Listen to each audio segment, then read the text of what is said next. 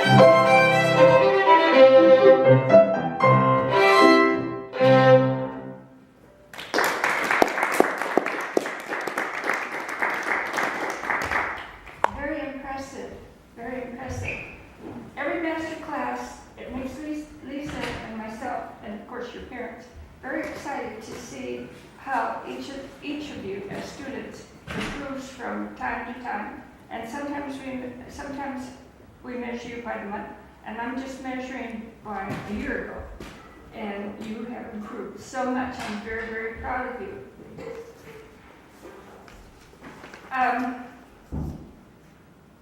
You have been in hot water a couple times, not because of your playing, but because of your counting wrists. But Jane, of course, adjusts to just about everything, and so there was just no confusion. But I want you to be really thinking about those wrists, and that always makes me smile. The parts that we practice with the double stops, and did you follow the directions of slow practice? Was this a good practice week, or was this a bad practice week? It was a pretty good. Pretty good. Because they improved so much. They improved so much. We talked about tempo and where you might rush it, and then when you could slow it down for Jane. But if you did rush, you didn't seem to slow down. You just kept that speed going. And even though you were going probably faster than you practiced at home, it still went well. And I could tell you were getting a little out of breath, but that's why you would never play it with just a rehearsal here with Jane. You'd go to her house a couple times and then get the tempos established and have it just absolutely wonderful, because you're a soloist, but a violinist also has to realize your combination. You and your accompanist are the winning combination, and it just has to be together. Lisa, did you have any comments? I was just laughing. I was just thinking about, there's been something that's been going around on Facebook about accompanists, about I save you from making mistakes you didn't even know you made, and that's kind of what she did for you today. She just kept jumping in, and so that is why you always, if you can get the best accompanist, you get the best accompanist, and that's why we're so lucky to have Jane here. But wonderful memorizing. There's just so many things that you are doing so right, and I know you haven't had this for so long, so I'm just really proud of you. Just the one thing, if you can't really think about it, but maybe if you practice in front of the mirror, make sure when you're doing the fast stuff and you're switching back and forth from arco, from bowing to pits, make sure when your hand goes back on your bow, sometimes you're doing a big claw, and that's going to make it harder for you when you try to do the fast stuff. So just go pits.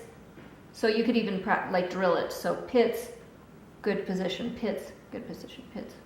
Just so it gets automatic in your muscles, so you don't have to think about it, because you got plenty to think about already.